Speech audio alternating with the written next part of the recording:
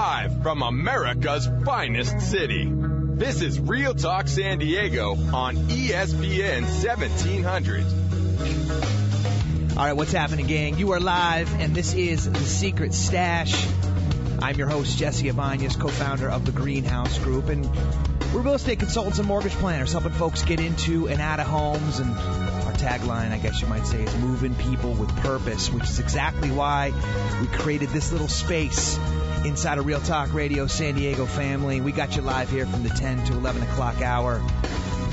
Hopefully tracking down some local people who are talking and doing some pretty cool stuff and leaving you a little better than how we found you.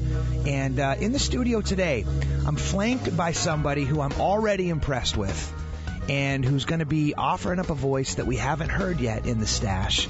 And that voice is one Jordan Bosstick. Now, she's the brains behind Volkalize.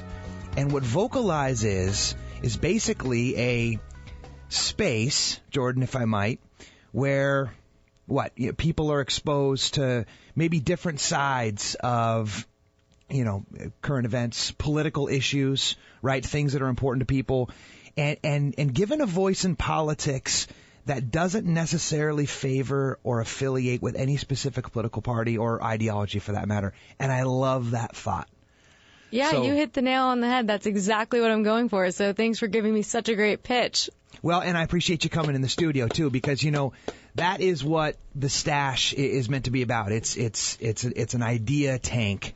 Like I said earlier, it's just the concept of just moving that needle, getting people a little further from where they came, from how we left them. And politics isn't something that everybody's that comfortable with. It's a topic where, sometimes you're scared to even offer up an opinion for fear of being lambasted, but Jordan, would you agree that there's some trying times in the kingdom right now? And there's a couple things in particular that were high atop my radar that I wanted to get your voice in on. And so, today what I want to talk about with you is, first of all, I want to hit off on this whole concept of, I hate to call it police brutality, but you know what I'm talking about when I say that. It sort of downloads that program, all the things we've been hearing recently about all the race relations, and there's some good stuff about it, and there's some really challenging stuff about it, and I want to get an expert's opinion here on this panel about that. And then we're going to go into something that I feel like is a groundswell. It's really taking hold right now, especially in like the millennials, which is minimum wage. Okay, now there's been some good stuff going on recently in the news about that, and there's still, you might argue, a long way to go as well. And so I want to get your take on that. And then we're going to talk about the big bully, the big global bully right now, ISIS and ISIL. And I got a couple talking points about them. Of course, we're not going to, this isn't a political show, so we're not going to get down too far in the belly of the beast. But there's some very interesting things that I found on your website that I want to get your take on and share with the Stash Nation. And then we're going to round out with maybe a little bit about the election 2016. And I love your take on that. I can't wait to so excited share that. And then also maybe we might get a little climate change. So that's the agenda for today. Hopefully throwing you in the hot seat. But let's get this party started. I was on your site, Volkalize. And by the way, if you're catching in right now and you happen to be in front of a computer, it's Volkalize. And Volk is what? It means people. It means the people, yeah. Right? You know this from like Volkswagen. It's the wagon of the car, wagon of the people. Wagon of the car? That's not what I meant to say. The people's car. The people's car. Thank you. This is the people's political website. Bingo. People's political website to be able to use your voice. So let's kick this party started right now.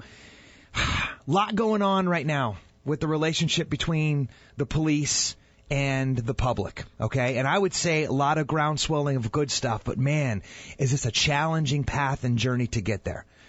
Yeah, definitely. I think if there's one thing we can all agree on, regardless of what political party you affiliate with, there is a lot of frustration out there. I mean, different communities are lashing out, and I think there's, a lot of media coverage, and it's definitely interesting to see how this is going to play out. I think there's a ton of different solutions, and we'll just have to see, what happens. Well, and let's talk about that a little bit, Jordan. I mean, you've got your finger on this pulse, but over the last, I can't even tell you how, let's protract it out maybe like a year, 18 months. We've got what? We've got obviously Michael Brown, Eric Gardner, Tamir Rice, Jason Harrison, Walter Scott, Freddie Gray. And I mean, you could even go back to Trayvon Martin. I know that wasn't police brutality, but it still has to do with race relations. And, it just shows that people are very frustrated and feel that there's one race that's, been kind of attacked. And I think that you can look at the different facts, and I think a lot of it comes in like how the media is portraying it.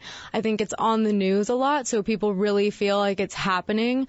But they say that, the facts say that it's not actually increasing. Media coverage of it is increasing. So bingo, and that's exactly what I wanted to riff on. Is that it's that concept of perception, and just because it's all up in our grill right now, and we're catching it on the nightly news, we're catching all over social media, we're being inundated, like almost taking like drink from a fire hose with this stuff right now. It gives the perception that it's happening more. And but that doesn't mean that it's not happening. And it's not okay, obviously. So, I mean, but the most recent one where the officer was charged in South Carolina, that's the perfect example of how this is happening. But I think what's frustrating for people is that some of the stories that end up getting the most media coverage are not necessarily the best representation of police brutality. When is it ever? I mean, because that's what the internet is. Like, you click on anything and it's a fail of something, and that's what we love to click on, right? Hey, I love a good cat video. Right. So, right. I mean, just as much as the next girl. But I think this is a really important issue. And, on Volkalize, it's been such a hot topic. And, there's been really people trying to get down to the root of the issue. And so not so much focusing on police brutality, but why is there so much crime in these areas? And what are the solutions to those problems? Is it, income inequality? Is it educational inequality? What is the root of this issue that is causing so much tension in these, underdeveloped and underprivileged areas with police officers? So yeah, that's something that I think people should really focus on. If you're going to be looking at this debate and looking at race relations and police brutality, maybe don't look at what the problem is and get frustrated about the problem, but let's all start focusing on solutions and discussing the solutions, because that's when we're actually going to get somewhere. Well, and I think all of it matters. I mean, not to create discord with your statement, because I think what you said is true, but sometimes you need the stick to get to the carrot. 100%. You might say, okay? And so I love that we're shining a light on this. I think that maybe some of it is challenged by the fact that, maybe the media's best interests aren't quite in alignment with what the greater good of humanity is after with this, right? They're looking for clicks and flicks. But if it actually creates awareness to a movement that's been dying to happen now for the last half century, hey, so be it, right? The concept that I think is one that I want to get your take on, because that's one thing I love about Volkalize, and the reason why I wanted to get you on the show is that it is a very unbiased platform. It's not dominated by a political monger and ideology like we talked about. It's people just having the comfort and the freedom to be able to have their own take and not feel like they're going to be, chastised for it because, this isn't the spot for that. 100%.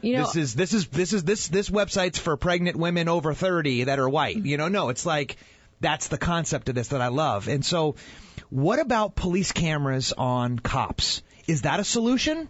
There is a lot of debate over this, and I think that both sides have valid points.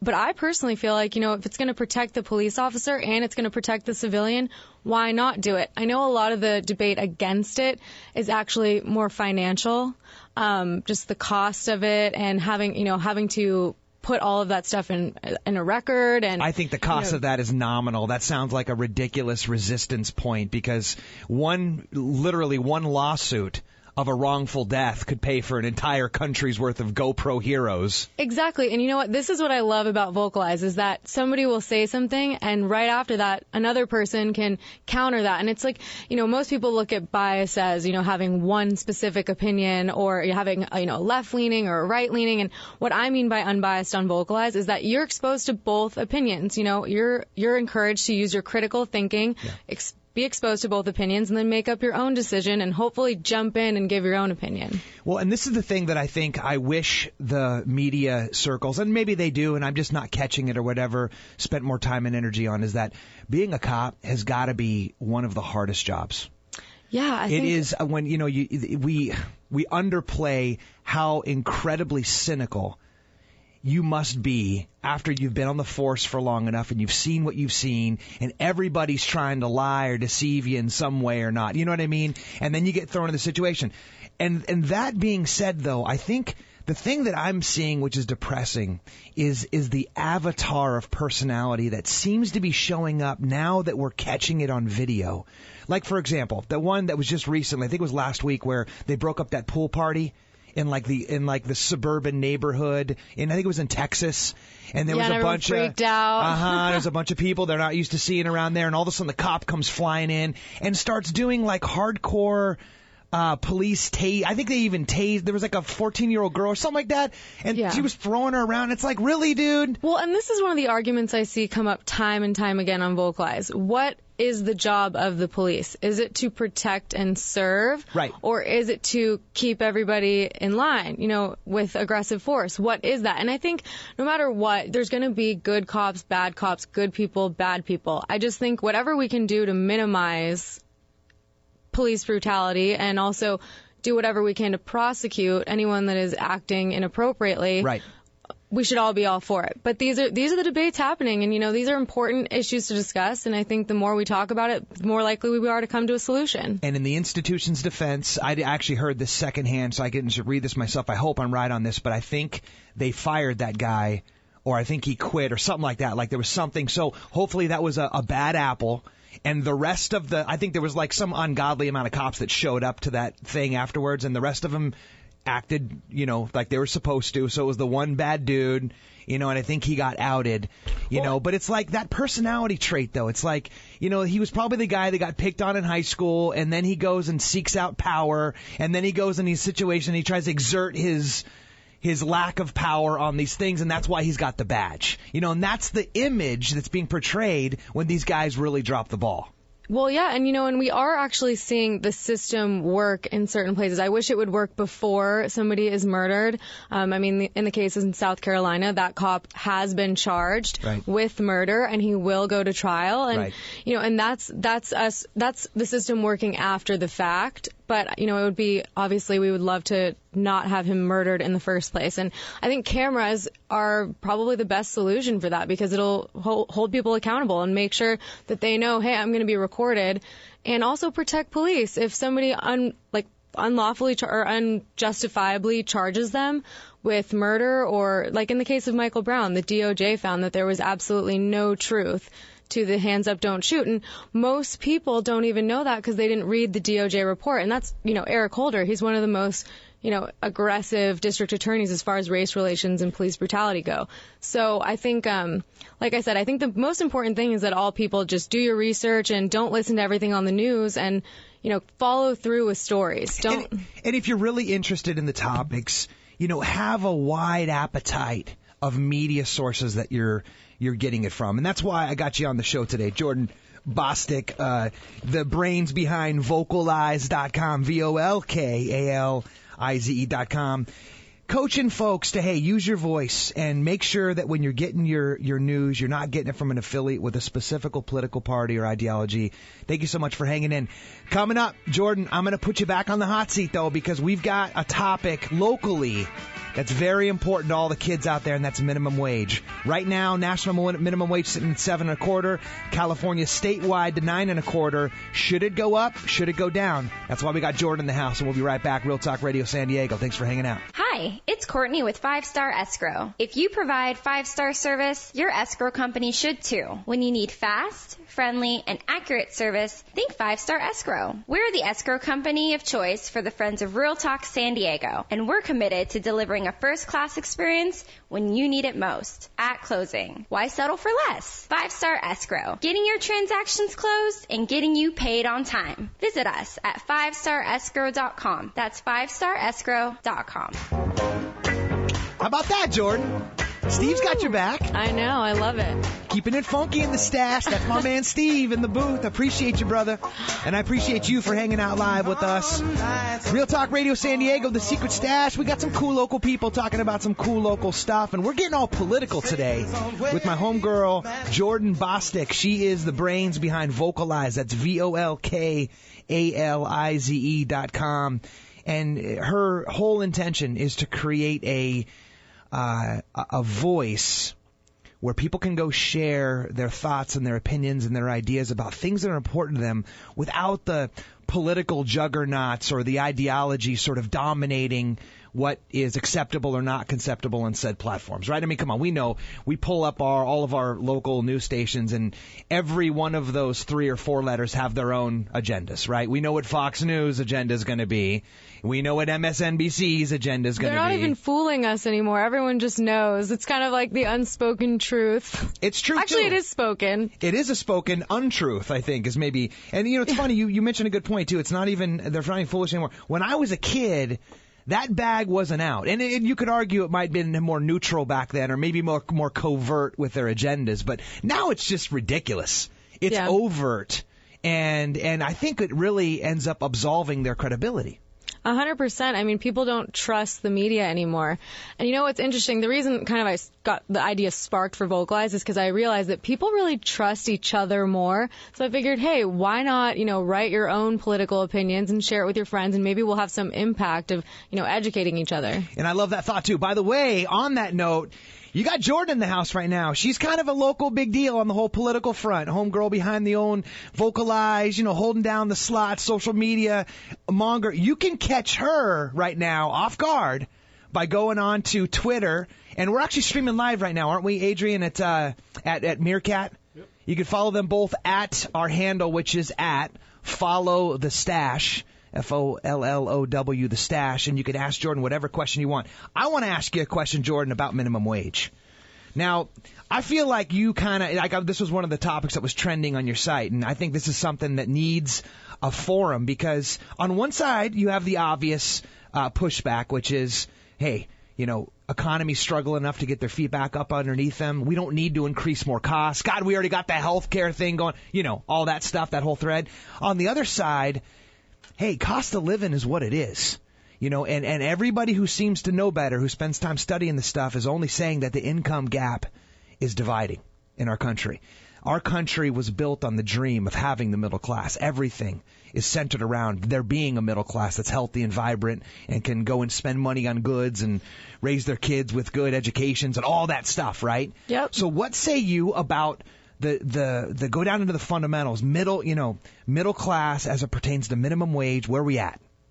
Okay, so like you said, there are those two sides. There's the, minimum wage should be higher, and because costs of goods and services are higher, and then other people are arguing, well, no, a minimum wage shouldn't be raised because it'll only increase the cost of goods and services more.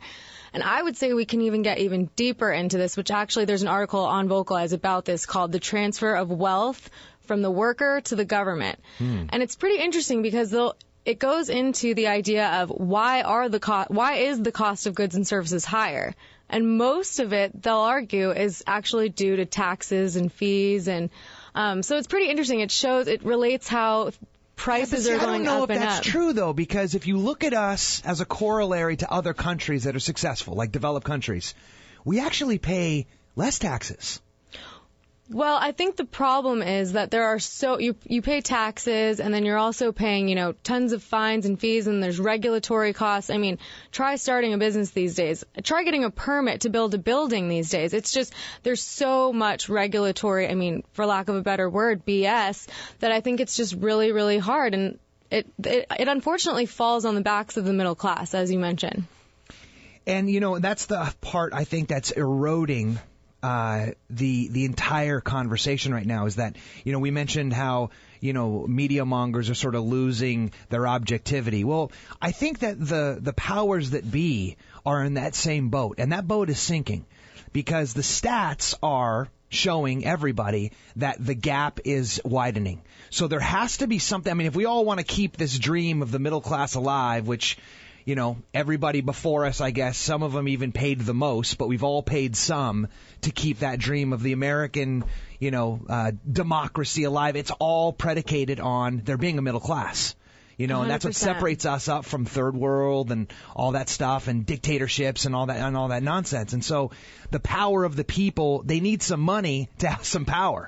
Yeah, so I guess the arguments that I see on Volkalize about this, because I try to read everything and see what people are saying on both sides, and the argument for is, of course, it's not a livable wage. $7.25 is not livable. I think that it comes up to like $60 a day. I mean, don't quote me on my math, but it's not a lot. And but California's 9.25, right? Yeah, California's higher, and not actually, that fixes anything, but still, at least it's a step in the right direction. And LA is going to $15 an hour. Right.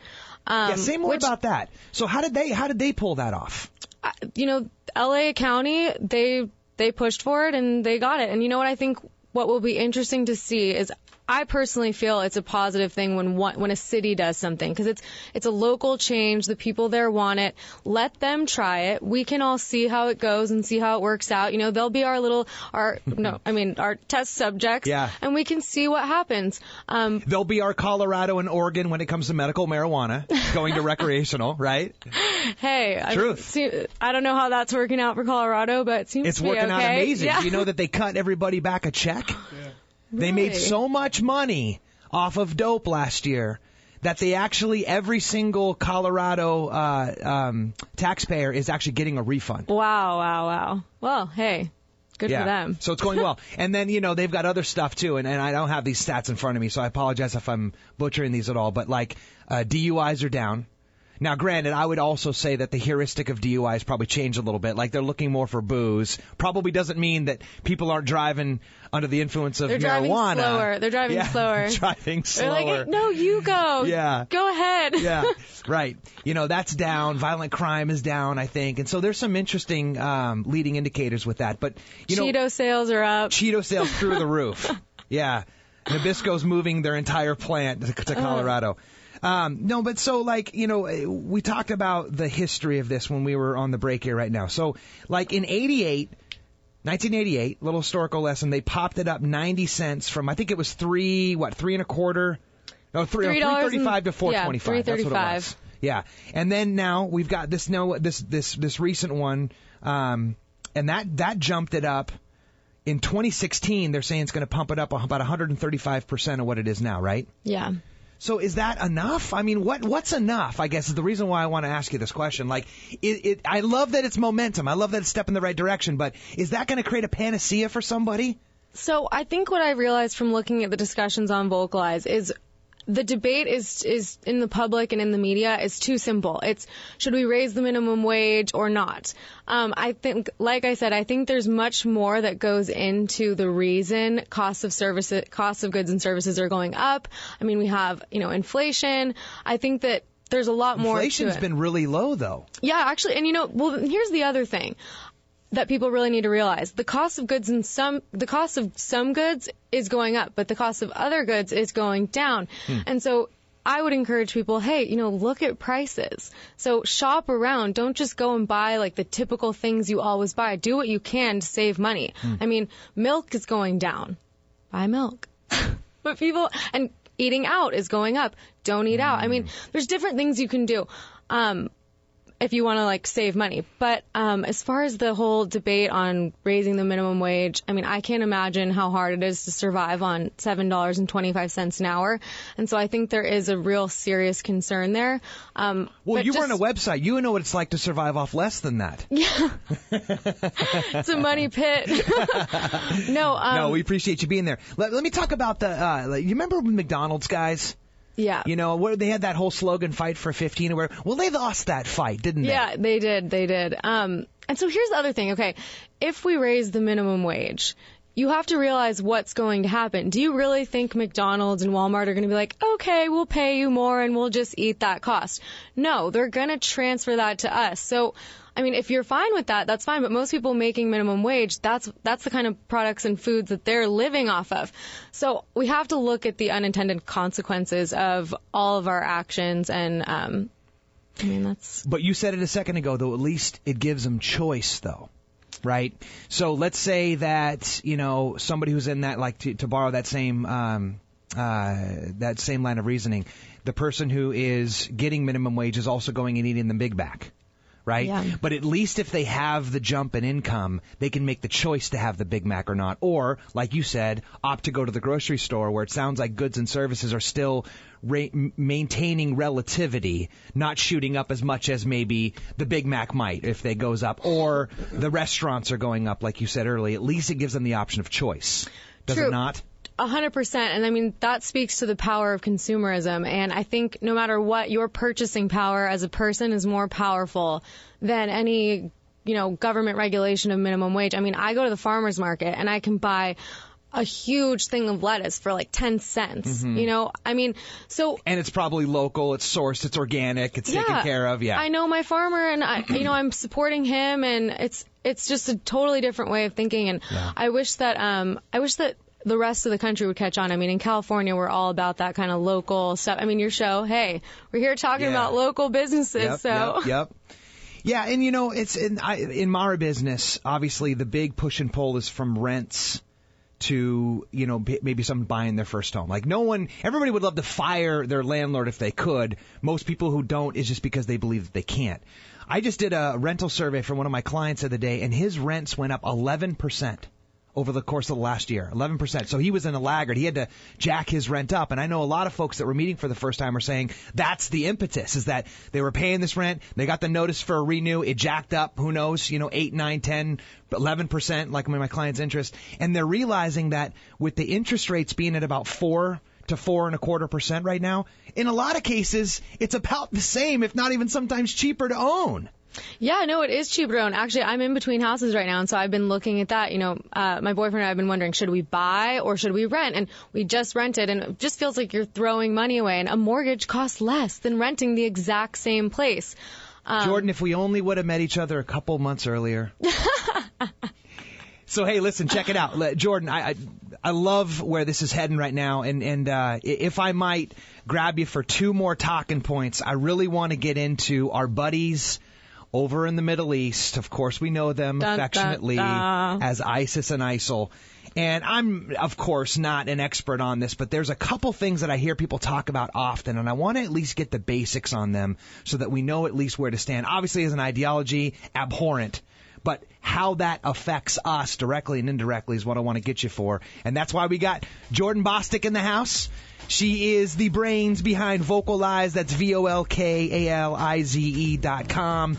A voice in politics that's not an affiliate of a specific political party, a money monger, or an ideology.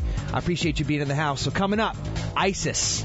We're going to get into this. Real Talk Radio San Diego. We'll be right back. Hi, it's Courtney with 5-Star Escrow. If you provide 5-star service, your escrow company should too. When you need fast, friendly, and accurate service, think 5-Star Escrow. We're the escrow company of choice for the Friends of Real Talk San Diego, and we're committed to delivering a first-class experience when you need it most, at closing. Why settle for less? 5-Star Escrow, getting your transactions closed and getting you paid on time. Visit us at 5starescrow.com. That's 5starescrow.com. I can't call in sick on Mondays when the weekend's been too strong. See, that's why we love Steve. Following along, keeping it topical, and then dropping it in hot. My man. Wait, Toby Keith?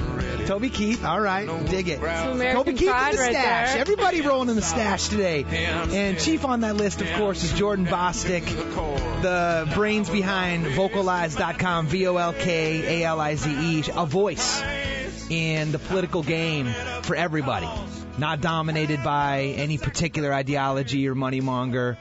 That whole thing. And I love that thought. That's why I loved that you're in the studio today, trying to sprinkle a little consciousness and leave us all a little better than how we found each other, which, of course, is our purpose here in the Stash weekly on Tuesdays. So thanks for tuning in. ESPN Radio, 10 to 11 o'clock hour. Let's get into ISIS. Dun, dun, dun. Seriously. Right? Negative topic. Well, it's an important one, I think, just because... and I think I don't know if I want to put words in your mouth, so apologies if I do, but the point of everything that you're doing right now is to just inspire people with information so they can make their own choices about stuff. Right now, I think there's very little understanding about what this group is and what they're doing.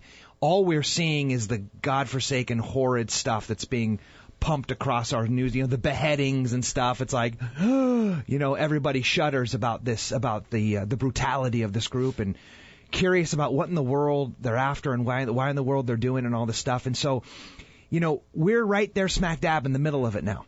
Okay. And by the way, I just heard last week, I think Obama said he's getting put more troops back in Iraq, right? Because they took over like another, I forget the name of the town right now, but they took over another, it's kind of a critical spot right next to kind of the spot. Like strategically speaking, man, now we got to figure this stuff out. So where are we at with these guys? And maybe you could even start by going 30,000 foot and trickling us all the way down. Well, okay, so ISIS, we all remember the rebellion in Syria. Right? So I don't know if you guys remember this, but basically we helped the rebels. We funded the rebels. We wanted to get Assad out of there, and he's pretty much gone. The ISIS now has control of an area larger than the United Kingdom.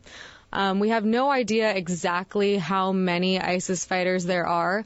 There's the CIA put out a number like last year that it was maybe 20,000. The Russians are saying 70,000, and the Kurds are saying 200,000.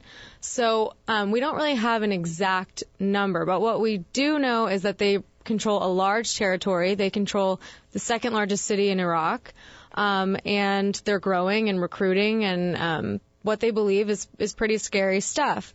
I think no matter what any terrorist group has, it's the United States military plus the world coalition is a force to be reckoned with. But I will say that they're one of the most well-funded terrorist groups, and other terrorist groups are starting to join them and claim allegiance to them, which is, I think, a pretty scary turning point, because when you have other groups that have totally different ideologies joining them, that they're making some ground and that they're a force to be reckoned with. And why do you think that is? Is it kind of like one of those things where it's almost like the video game heuristic, where it's like if you see it happening and it's kind of the hot new thing, it's like the gravitational pull pulls you towards them? Or are they really, do you feel like globally speaking, of course maybe in juxtaposition from where our worldviews are, do you feel like it's an alignment thing where people are like, so is it justified, or is it just like, is it like popping right now and it's hot and people are power mongers? I definitely can't call it justified. I think that there are a ton of different reasons why somebody would go and join ISIS. And I think, some, like on Volkalize, I'll see some people saying, drone strikes are basically terrorist recruiters. And then other people will say, well, you need drone strikes to kill the terrorists that are already there. Right. But I think at the end of the day, this ideology is attractive to people that are struggling. They target very poor areas. They target people that don't have a lot, that feel, no hope. And they sell them this lifestyle of, you'll have honor, you'll bring honor to your family, we'll feed you. If you watch some of the ISIS recruiting videos, right, they're creepy. It's like a utopia that they pitch it as. They show kids in school and all this stuff. Little do they know that creepy, but powerful. Very powerful. We're going to look back at this moment in time and realize that this is how social media, right? It's all about your objective on something, right? Nothing by itself, everything's inert. It's not good or bad until you place energy into it. And so social media, it's an inert force. And here's a great example right out of the gate, like, oh, Facebook, everybody, and all of a sudden it's like, dun, dun, dun. Yeah. Here's a group that's using social media to basically build its empire of evil. And there's a fine line, and I think probably Twitter and Facebook, and I'll definitely face this struggle too. When do you draw the line of free speech? You want people to be able to have free speech, but when they're recruiting terrorists, I think that there might be a line to be drawn. And it's not like they're just recruiting people for their country or their cause. They're literally murdering people, raping children, and, taking over complete lands and forcing people to either submit to Allah and join them and, voice their allegiance to them, pay a tax, or die. Well, and I think it bears to be said, right? It's not the religion, although they're using it in the name of religion. It's the same thing. It's like it's not the gun. Don't remove the gun. But they're of course killing people. And I'm talking about the whole domestic thing about gun rights and all that stuff. Like it's the same concept. Yeah. The thing I think that's most challenging about watching ISIL, whatever you call it. By the way, thank you, my man, on Meerkat for correcting me. I got to give him credit. What was his name, Adrian? Michael Korn, dropping it in hot and live Thanks right for now. listening, Michael Streaming Korn. live on Meerkat at Follow the Stash. Letting me know that, this idea is just that. And that's what makes it so unique, I think, historically speaking, is that ISIS isn't a place, it's an idea. And you can't kill an idea. And so, for example, I was watching Vice News the other day, and they were videoing this military dude, and he had a great comment. He said, we're wiping out ISIS 500 pounds at a time. And what he was talking about is basically these gigantic rockets that they're shooting in very effectively and just trying to eliminate all the targets. But to the point you said earlier, does that really eliminate the target? Like I said, because it's an idea, not an actual idea. Geographical place. Exactly. It's an idea, and I mean, I watched that same Vice story, which, by the way, if you haven't seen Vice, it's on HBO. Yep. Do yourself a favor and watch it, because their stories are just awesome.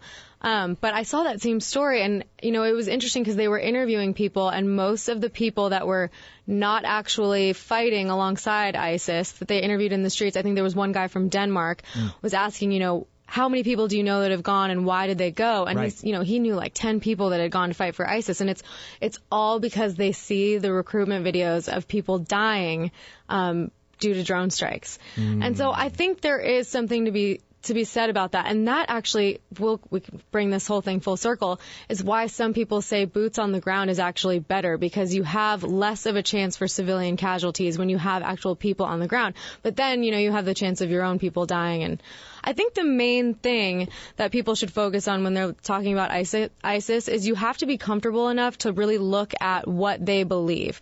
And I know it's hard because it's associated with a religion, but this is the reality. They are using the religion as their reason and their justification for doing so. And which everybody's been doing since the beginning of time. 100%. And I think just like all the other times in history where people within a certain religion have gotten out of control, it's time for that religion to be taken back and be, we're not going to let the jihadists be the representation of the Muslim religion.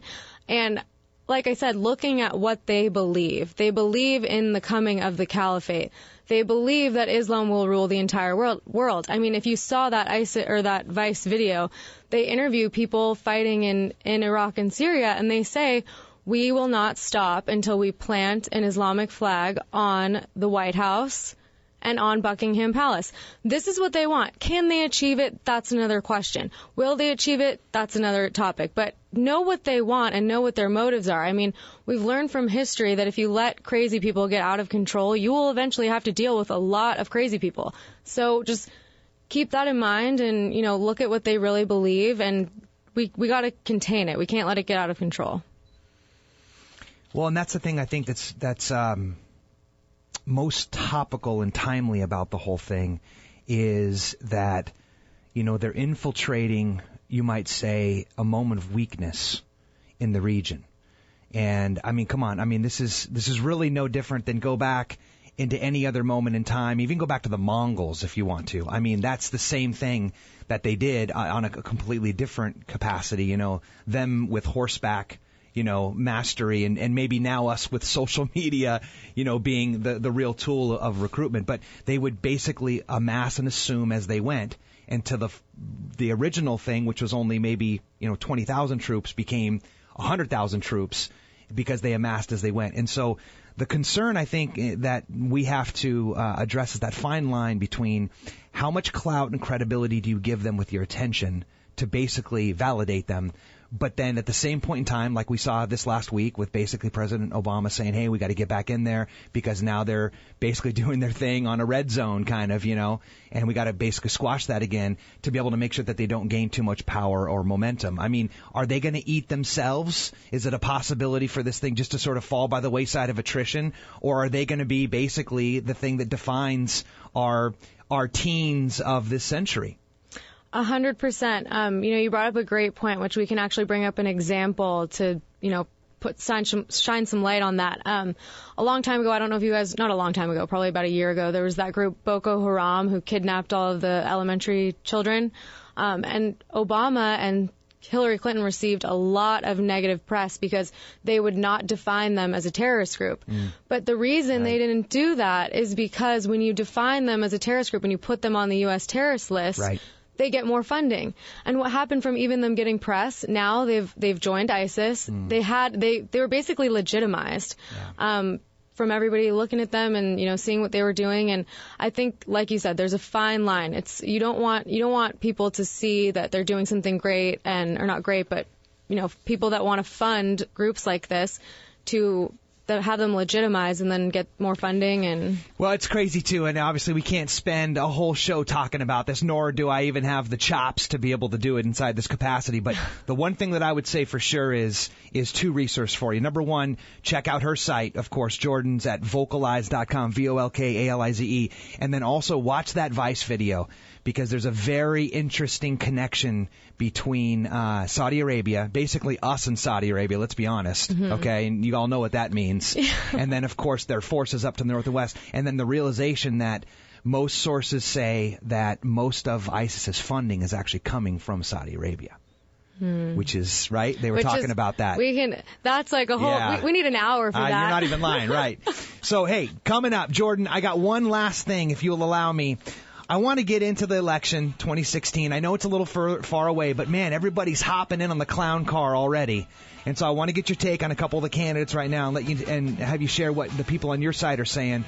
And if we got a chance, I might hit you up on a climate change question or two, because, hey, I don't know when the next time I'm going to get you is. So Jordan Bosstick, Volkalize.com, Volkalize, live in the Secret Stash, Real Talk Radio. We'll be right back. Hi, it's Courtney with 5 Star Escrow. If you provide 5-star service, your escrow company should too. When you need fast, friendly, and accurate service, think 5 Star Escrow. We're the escrow company of choice for the Friends of Real Talk San Diego, and we're committed to delivering a first-class experience when you need it most. At closing, why settle for less? 5 Star Escrow, getting your transactions closed and getting you paid on time. Visit us at 5starescrow.com. That's 5starescrow.com.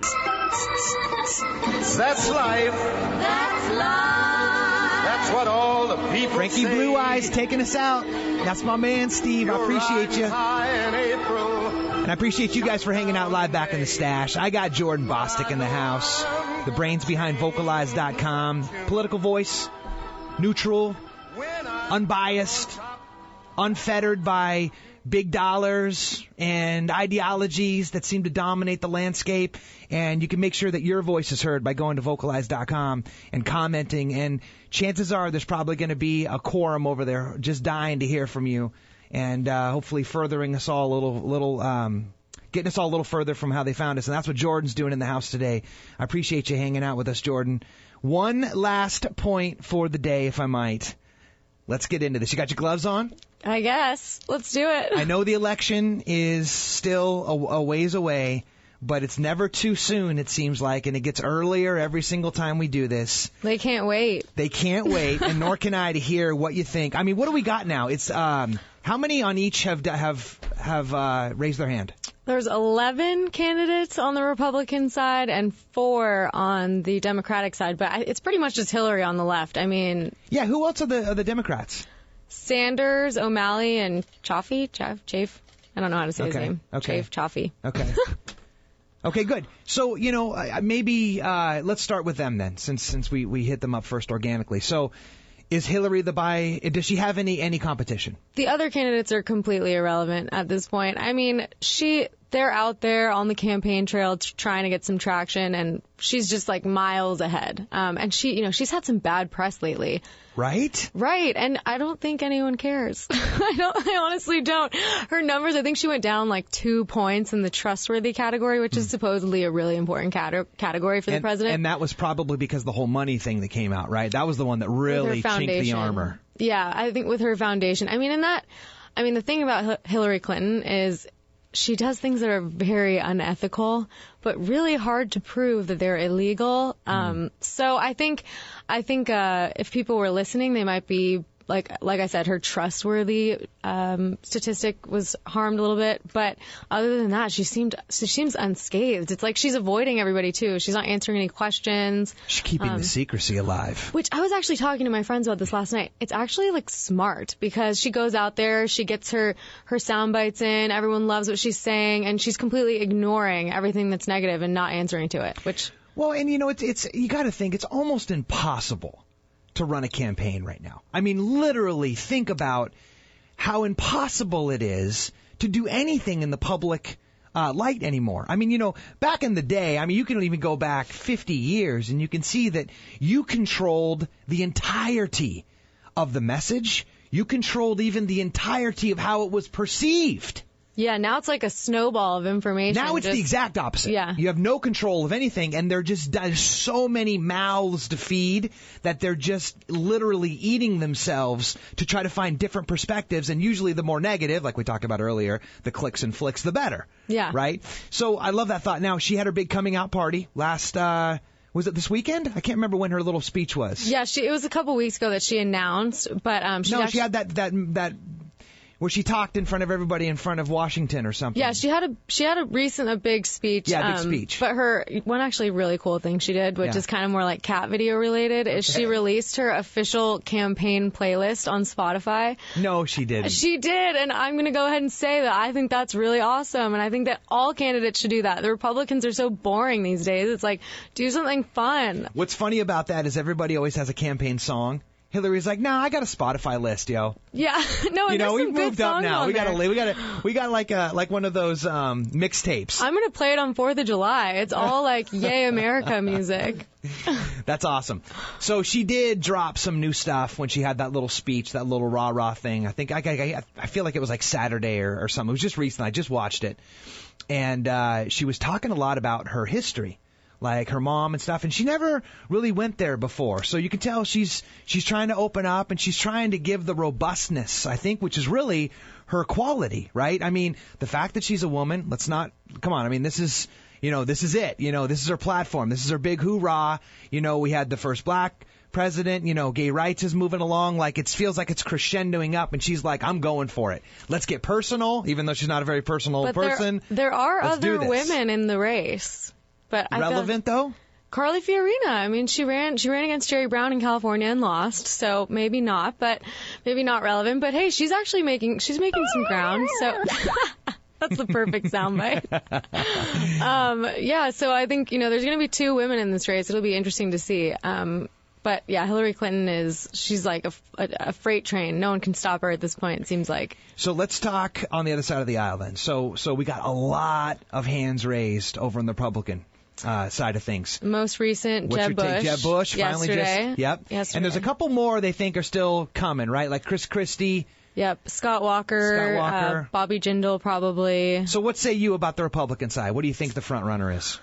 Oh, I feel like most Republicans are just kind of depressed at this point. I think, there's so many, and you know what's going to happen. They're going to do what they always do. They're going to tear each other apart and just make the American whoever's people... left standing. Whoever's left shredded. totally shredded, and Hillary Clinton will probably emerge unscathed. But I think... historically speaking, though, with a Democrat in the White House for multiple terms, usually the pendulum shifts back over. Yep. Which, of course, is a big heuristic for Hillary to overcome. If that is the case, which one do you think is leading the charge on the Republican side? If it's one thing I learned from the election in 2012, it's too early to tell, and if you make a prediction, you'll probably be wrong. So I literally have no idea. I think it's anybody's game. I do think that people are really going to like Jeb Bush when they hear him speak.